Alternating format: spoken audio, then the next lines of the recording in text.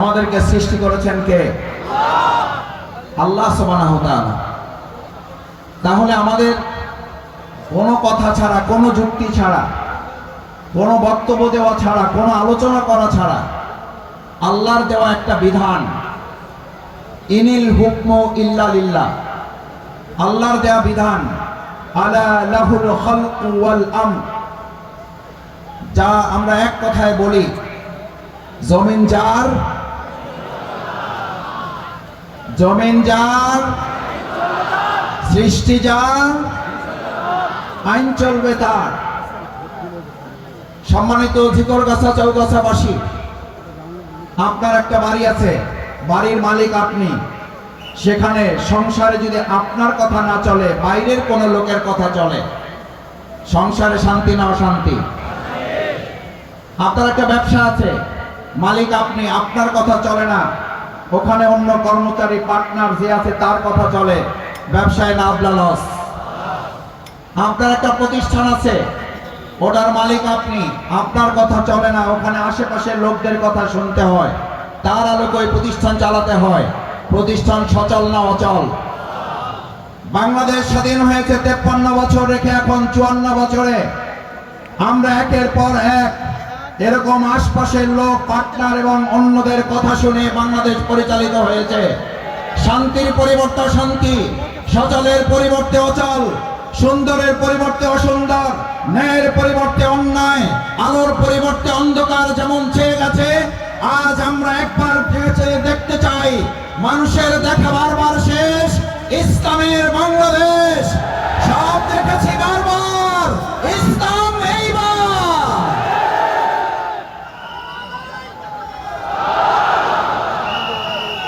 সম্মানিত ভাই এবং বন্ধুগণ,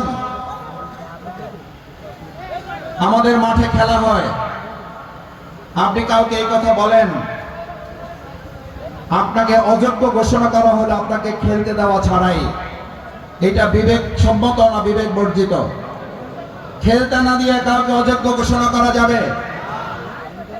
আমরা যদি বাংলাদেশের সাধারণ একটা বিবেকের কাছে এই আবেদনটুকু তো করতেই পারি, আমাদের এই প্রিয় মাতৃভূমি বাংলাদেশ, 54 বছরে আমরা দলের পর দল, মতের পর মত, প্রতীকের পর প্রতীক দেখতে দেখতে আমরা ক্লান্ত, দেখতে দেখতে আমরা টায়ার্ড, আমরা পরিশ্রান্ত। আমরা 90 ভাগ মুসলমানের দেশে মৃত্যুর আগে একবার ইসলাম দ্বারা পরিচালিত বাংলাদেশটা দেখে যেতে পারছি না। এই আফসোস, এই অন্তর জ্বালা নিয়ে এবার আমাদের হৃদয়ের সবটুকু আবেগ ভালোবাসা উজাড় করে শুধু ঝিকরগাছা চৌগাছায় নয়, বাংলাদেশের 56,000 বর্গ মাইলে এবার আওয়াজ তুলতে হবে, জমিন যার।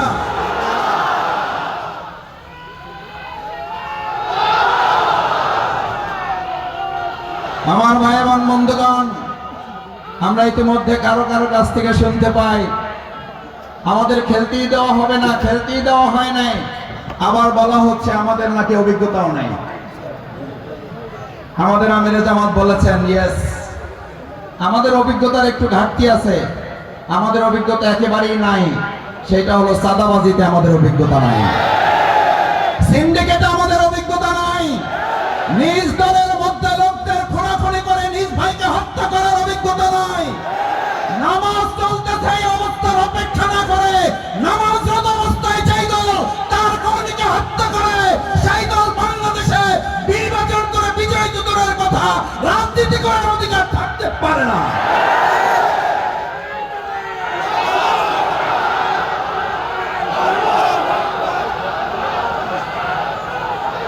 নামাজ চলমান, নামাজ চলমান অবস্থায় তার দলের লোকেরা তার দলের লোকদেরকে হত্যা করে। আমি তাদের বিবেকের কাছে জানতে চাই, নামাজরত অবস্থায় আপনার দলের, আপনার কর্মী আপনার কাছে নিরাপদ নয়, আপনার কাছে বাংলাদেশের কোন আরেকজন মানুষ নিরাপদ হতে পারে না। আমাদের অভিজ্ঞতা নাই। প্রধান অতিথি, পদপ্রার্থী, সংসদ সদস্য প্রার্থী, বিশেষ অতিথি বক্তব্য রাখবেন, সেজন্য আমি কথা লম্বা করতে চাই না। আমাদের অভিজ্ঞতার ঘাটতি আছে, কিন্তু আলহামদুলিল্লাহ আল্লাহর মেহেরবানি আমাদের দুজন মন্ত্রী 3টা মন্ত্রণালয় চালিয়েছেন। আমরাও তো একটা টেস্ট করেছি মাত্র, রিহার্সাল দিয়েছি মাত্র। এই রিহার্সালে দুইজন মন্ত্রী 3টা মন্ত্রণালয় চালিয়ে ঘোষণা করেছিলেন 2 টাকার দুর্নীতি প্রমাণ করতে পারলে জামাত ইসলামীর সাধারণ সহযোগী সদস্য পদ থেকে অব্যাহতি নেব। আমি তাদের কাছে জানতে চাই, আমাদের এই 3টা মন্ত্রণালয় পরিচালনার অভিজ্ঞতা গোটা পৃথিবীর কাছে সমাদৃত হয়ে আজ বিশ্ববাসী কূটনীতিকরা জামাত ইসলামের পাশে এসে দাঁড়িয়ে আহ্বান জানিয়েছে, জামাত ইসলামীকে বাংলাদেশে তারা কাজ করতে আগ্রহ প্রকাশ করেছে।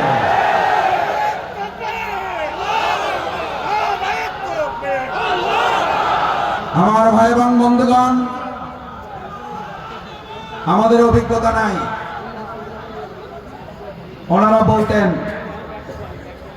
ভবিষ্যতে রাষ্ট্র চালাইতে হলে আগে মিনি পার্লামেন্ট চালাই আসতে হবে।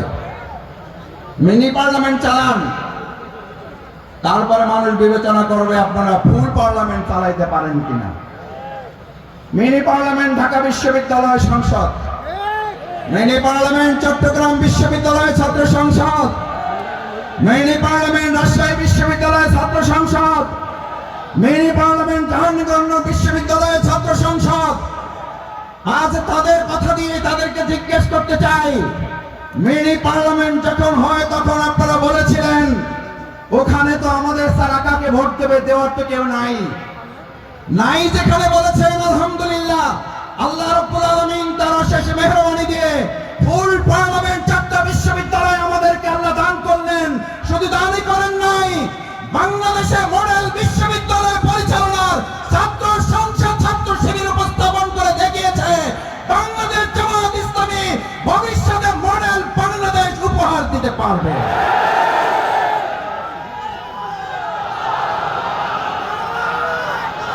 আপনাদের বক্তব্যের মধ্য দিয়েই, আপনাদের যুক্তিতেই নির্বাচন ছাড়াই বাংলাদেশ জামাত ইসলামীকে এবার জনগণের কাছে দিয়ে দেওয়া উচিত। ভাই, আমরা বলেছিলাম ঢাকা বিশ্ববিদ্যালয় যারা চালাবে তারা বাংলাদেশ চালাবে। ঢাকা বিশ্ববিদ্যালয় ছাত্র শিবির চালাচ্ছে, বাংলাদেশ জামাত ইসলামী বাংলাদেশ জনগণের সমর্থন নিয়ে চালাবে।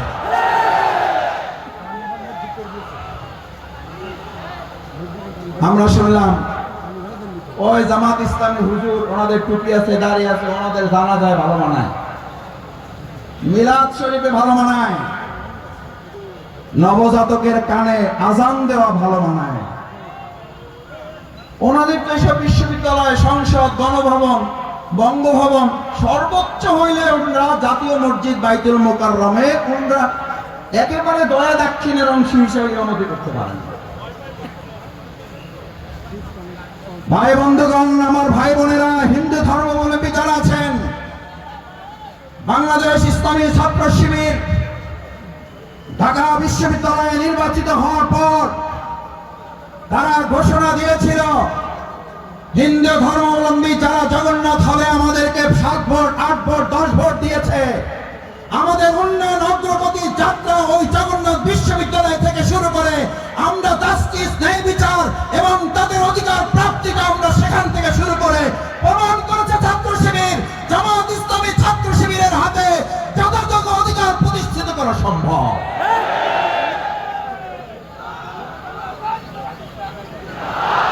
সম্মানিত ভাই এবং বন্ধুগণ, ঢাকা বিশ্ববিদ্যালয়ে ছাত্র সংসদ নির্বাচিত হওয়ার পর বলা হলো ওই আমরা জানাজা, আমরা মিলাদ শরীফ, আমরা নবজাতকের কানে আজান দেওয়া পর্যন্ত আমাদের দায়িত্ব শেষ। ওনারা নির্বাচিত হয়েছে, চালাইতে পারবে না।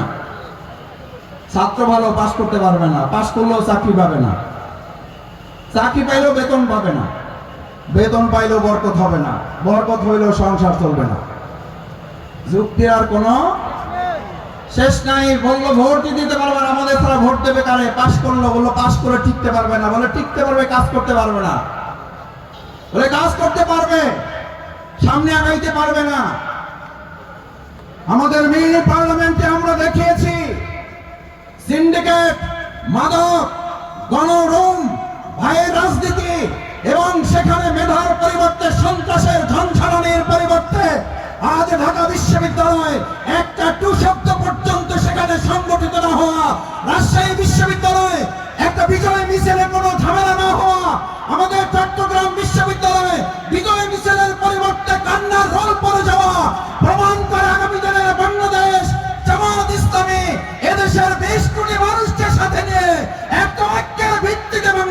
পরিচালনা করবে।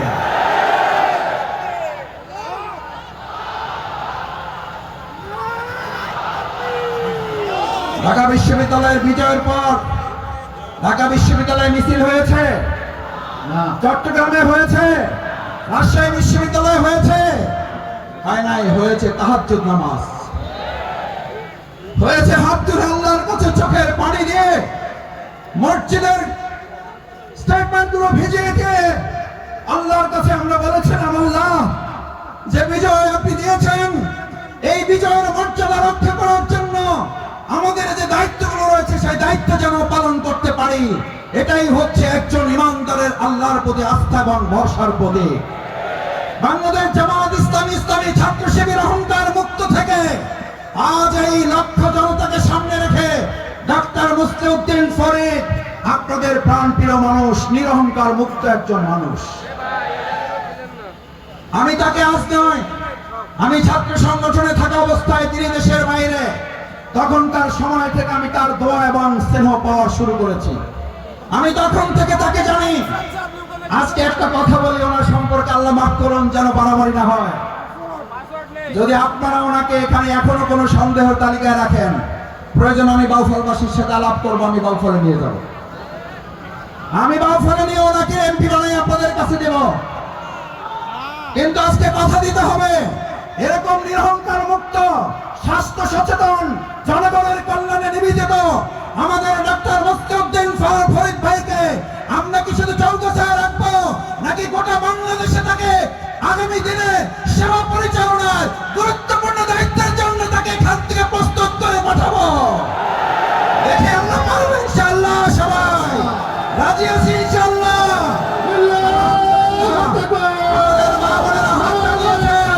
আমাদের ভাইয়েরা হাত তুলেছেন, আমাদের সমস্ত মানুষ হাত জাগিয়ে দেখিয়েছেন।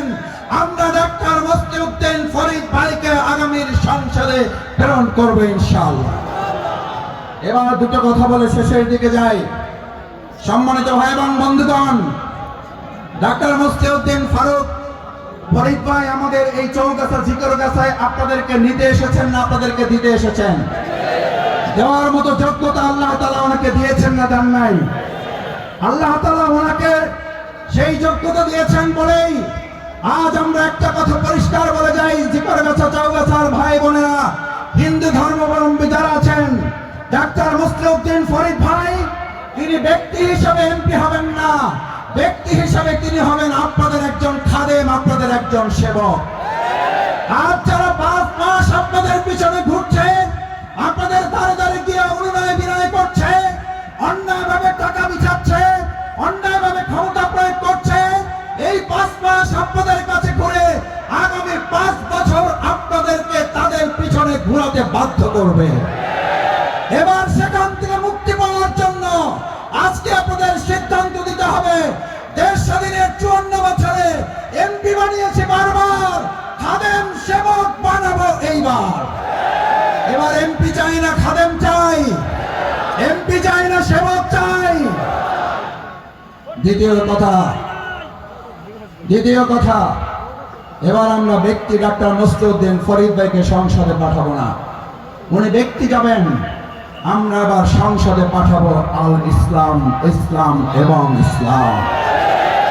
এবার ইসলামের ভিত্তিতে 2024 সালের জুলাই আগস্টে যে তরুণ যুবকরা স্লোগান তুলেছিল উই ওয়ান্ট জাস্টিস, এই তরুণেরা এখানে আছে, তারিক বিন জিয়াদের অনুসারীরা আছে, মুহাম্মদ বিন কাসিমের অনুসারীরা আছে, প্রিয় নবী মুহাম্মদ রাসূলুল্লাহ সাল্লাল্লাহু আলাইহি ওয়াসাল্লাম তারুণ্যের হিলফুল ফজল গঠনের সেই যৌবনের শক্তির লোকের এখানে আছে। আমি তাদের কাছে জিজ্ঞেস করতে চাই, উই ওয়ান্ট জাস্টিস একমাত্র ন্যায় বিচার দিতে পারে যেই সংগঠন, যেই দল, যেই ইসলাম, সেই ইসলামের ভিত্তিতে এবার সবাই মিলে ঘরে ঘরে আওয়াজ তুলে দাঁড়িপাল্লার বিজয় নিয়ে আসা পর্যন্ত রাজপথে, ময়দানে, প্রান্তরে ছুটে যাওয়ার জন্য রাজি আছি কারা? আমার ভাই এবং বন্ধুগণ, আসুন, বাংলাদেশ জামাত ইসলামী এবার এমপি বানাবে না, বাংলাদেশ জামাত ইসলামী এবার আপনাদের কাছে একজন সেবক, একজন খাদেম উপহার দিতে চায়। বাংলাদেশ জামাত ইসলামী এবার ব্যক্তিকে সংসদে পাঠাতে চায় না, বাংলাদেশ জামাত ইসলামী এবার এক ইসলামকে আমরা সংসদে ক্ষমতায় আছে এটা দেখে মৃত্যুবরণ করতে চাই। হিন্দু ধর্মাবলম্বী যারা আছেন, আসুন, ইসলাম প্রতিষ্ঠিত হলেই কেবলমাত্র মানুষের অধিকার প্রতিষ্ঠিত হতে পারে। আল্লাহ সুবহানাহু ওয়া তাআলা সেজন্য হুদাল লিন-নাস কোরআনে বর্ণনা করেছেন, উনসিরা ফিহিল কোরআন, এই কোরআন নাযিল করা হয়েছে শুধু মুসলমানদের জন্য নয়, গোটা মানব জাতির জন্য। তাই আসুন, আজ মা বোনেরা এখানে যারা এসেছেন, সুমাইয়া রাদিয়াল্লাহু তাআলা প্রথম শাহাদাত বরণ করে আমাদের কাছে নজির রেখে গেছেন। আমাদের ভাইদের পাশাপাশি রাসূল সাল্লাল্লাহু আলাইহি ওয়াসাল্লামের সেই তলোয়ারের যুদ্ধে, সেই তীর ধনুকের যুদ্ধে তারা যেমন পানি নিয়ে পাশে দাঁড়াতো, চিকিৎসা সামগ্রী নিয়ে পাশে দাঁড়াতো, আজ আমাদের মা বোনেরাও এখানে পাশে এসে দাঁড়িয়েছেন। এই বিজয় আল্লাহ ছাড়া কেউ ঠেকাতে পারবেন না। সেই আহ্বান জানিয়ে কাঁধে কাঁধ মিলিয়ে আমরা জিকরগাছা এবং এখানকার সমস্ত অঞ্চলের মানুষদেরকে একত্রিত করে ঐক্যবদ্ধ একটা জিকরগাছা করে তোলার, চৌগাছা করে তোলার আহ্বান জানিয়ে আমার কথা শেষ করছি। আল্লাহ হাফেজ। বাংলাদেশ জিন্দাবাদ, বাংলাদেশ জামাত ইসলামী জিন্দাবাদ। আসসালামু আলাইকুম ওয়া রাহমাতুল্লাহ।